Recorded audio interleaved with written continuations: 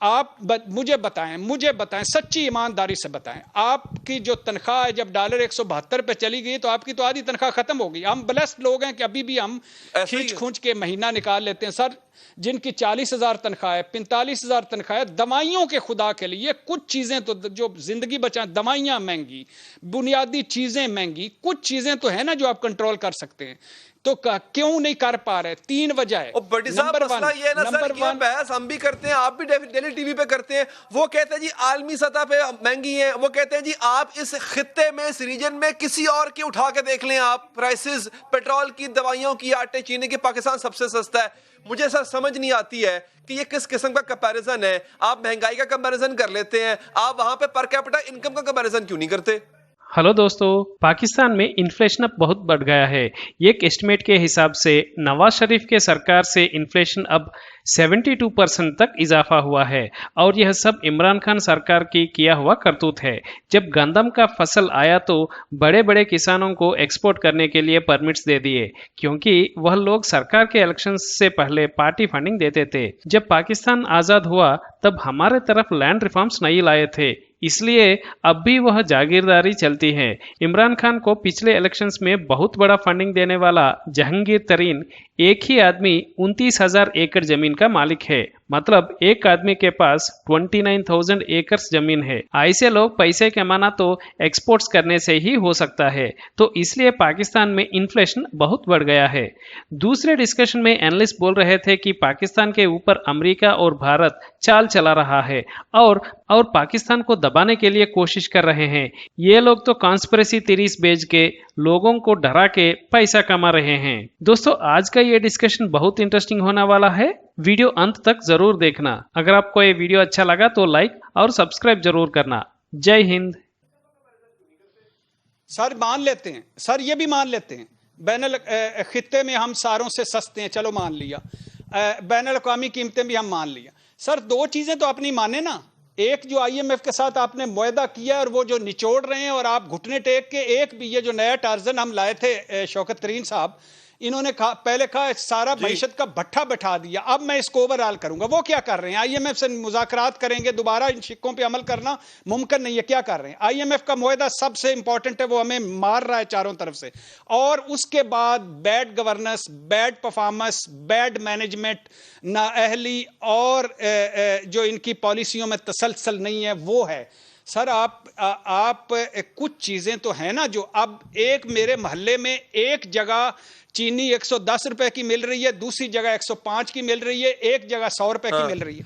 Sir ये चीजें कभी पहले सुनी थी? रहेंगे जिन्होंने ग्रुप बनाए हुए हैं, ये लोग रहेंगे, ये परवेज खट्टर, तरीन ग्रुप, ये रहेगा या ये चला जाएगा? अभी सर अभी रहेंगे। ये बड़े पहुंचे हुए बुजुर्ग हैं, ये बड़े पहुंचे हुए बुजुर्ग हैं, ये वो लोग हैं, 101 लोग हैं जो हर मर्तबा उडारी मारते हैं। ये पहुंचे हुए लोग हैं, अभी कुछ लेने देने का मामला, ये साल रहेंगे। अगर अर्ली इलेक्शन में इमरान खान साहब ना गए तो ये साल रहेंगे। अगले साल ये सारे ग्रुप एक संजीदा ग्रुप होंगे। बहुत सारा काम जरदारी साहब भी कर रहे हैं, बहुत सारे बिलावल भुट्टो भी कर रहे हैं, बहुत सारे राब्ते काफ लीग और साउथ पंजाब और फॉरवर्ड वो जो है और बलूचिस्तान और KPK में भी हो रहा है। तो ये सारे ग्रुप्स जो हैं ये पता लग जाएगा। और दूसरे, जब ये कंटोनमेंट से, अगर इलेक्शन से इन्होंने, जो पढ़े लिखे लोग हैं जो कम महंगाई की जद में आए, अगर उनसे इन्होंने सबक नहीं लिया, PTI ने, इमरान खान साहब ने अगर अभी भी अपनी परफॉर्मेंस गवर्नेंस बेहतर नहीं की तो फिर अल्लाह ही हाफिज है। और जिनको शायद बहुत कम लोग और ही मंजूर करते हैं, तो इसलिए वो भी पॉसिबल नहीं है, क्योंकि पाकिस्तान ने तो बड़ा वाज़ेह कर दिया है कि तालिबान का और अफगानिस्तान का और अफगानों का मसला है, वो जिसको लेके आए, जो भी हुकूमत आएगी पाकिस्तान उसको एक्सेप्ट करेगा। इससे तीसरा और आखिरी ये है कि क्या पाकिस्तान को दबाव डालकर वो भारत के साथ, जो भारत को पहले उन्होंने एक इस खित्ते में नेट सिक्योरिटी प्रोवाइडर के तौर पे पेश किया था, उसका नथी करेंगे? पाकिस्तान दबाव में आकर ये बात मान लेगा? किसी हद तक पाकिस्तान ने पहले जो दबाव पड़ा था उससे सीज फायर वगैरह की बातचीत तो हुई थी, और पाकिस्तान ने बाकायदा एक सेमिनार भी करवाए कि भी पीस होना चाहिए, सब कुछ होना चाहिए, लेकिन वो भारत मानता नहीं है। तो शायद जो कुछ भी अमेरिका कर ले, वो पाबंदियां लगा ले, पाकिस्तान को डरा धमका ले, वो पाकिस्तान के लिए नुकसान तो पाकिस्तान का कर सकता है, लेकिन अपने मकासद हासिल नहीं कर सकता। उसके मकासद में जो चीज़ दूसरी बड़ी एक इम्पॉर्टेंट है कि क्या वो इस खित्ते को अमन से रहने देना चाहता भी है कि नहीं है। मैं शुरू दिन से एक बात कर रहा हूं कि अमेरिकन फौज यहां से निकली, अमेरिका इस खित्ते से नहीं निकला, और जब तक अमेरिका इस खित्ते में मौजूद है किसी न किसी शक्ल में, यह खित्ता स्टेबलाइज नहीं होगा।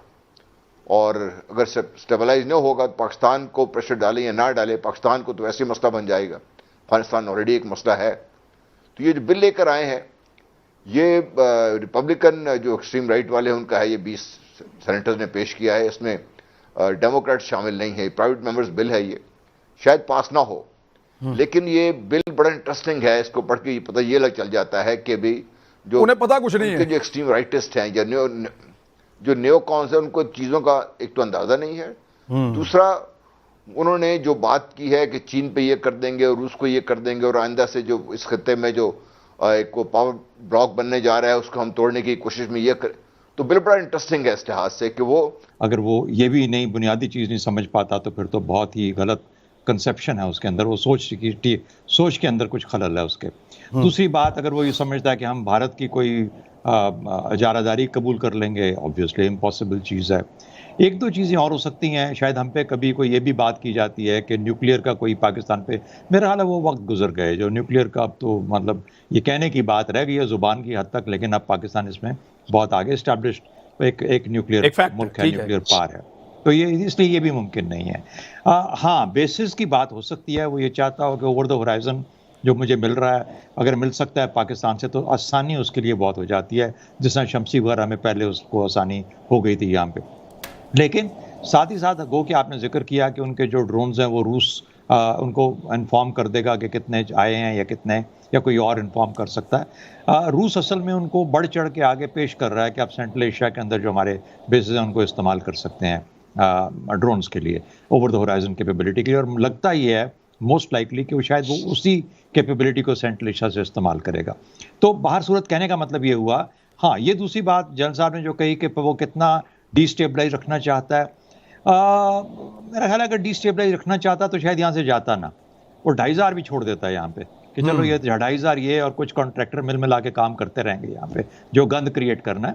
तो मेरा ख्याल है वो अक चुका था, जैसे पंजाबी में कहते हैं अक गया था, वो पैसे खर्च कर करके अक के वो फाइनली यहाँ से उसने जाना था, चला गया। तो फिर अब हमसे क्या चाहते हैं सर? हमसे क्या चाहते हैं? भी कर ले, हमसे वही मैं बता रहा, बेसिस की बात हो सकती है ना, बाकी अपनी अपनी सोच है, बाकी अपनी सोच है कि इसको जहां तक आप ले जाएंगे, हमसे असल में हमारे साथ दुश्मनी क्या है उनकी।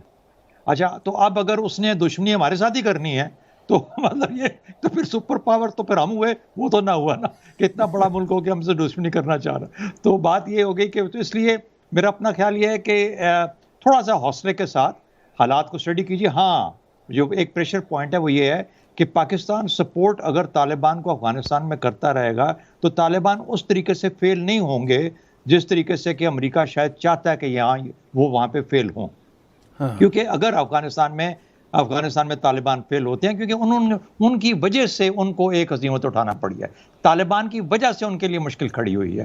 तालिबान आज हावी नज़र आते हैं अमेरिका के ऊपर, तो इसलिए वो चाहते हैं कि अगर क्रैश करना है तो तालिबान क्रैश करें, अगर गिरना है तो वो गिरें, पता लगे कि हाँ वो इस काबिल नहीं है, फिर शायद दोबारा से कोई हामिद कारज़ाई उठेगा, फिर कोई ये गनी अब्दुल गनी, वो क्या अशरफ गनी उठेगा, अब्दुल्ला उठेगा। तो कहने का मतलब ये हुआ कि ये पॉसिबिलिटी अमेरिका के लिए ज़्यादा एक्सेप्टेबल मेरा ख्याल है। बाकी उससे ज़्यादा मैं समझता हूँ कि अपनी जैसे ना बॉक्सिंग के अंदर अपनी वेट ग्रुप के अंदर रहना चाहिए बंदे को मत्था बहुत ज़्यादा ऊंची जगहों पे कम लगाना चाहिए, ताकि अपने अंदर रह के अपनी जहाँ पे आप अपनी ताकत के साथ कुछ शेप कर सकते हैं, डिजाइन कर सकते हैं, वहाँ यूज करें, अदरवाइज बिला वजह जोर ना लगाएं। एग्जैक्टली, मतलब जब जोर ही नहीं है तो फिर यार इतने बड़े भोलू पहलवान को फिर मतलब उसके साथ क्या मतलब कुश्ती लेनी है फिर। मैं छोड़े इसी सवाल को मैं मतलब बात साहब के सामने रखता हूँ, क्योंकि अमेरिका क्या चाहता है ये इम्पोर्टेंट नहीं है, चीज ये कि हमारे पास उसका तोड़ क्या है। अभी आपको पता है कि इकोनॉमिकली जो सिचुएशन है अफगानिस्तान में जितनी खराब होती है उसका असर पाकिस्तान पे आएगा। एग्जैक्टली, और बहुत शिद्दत से आएगा।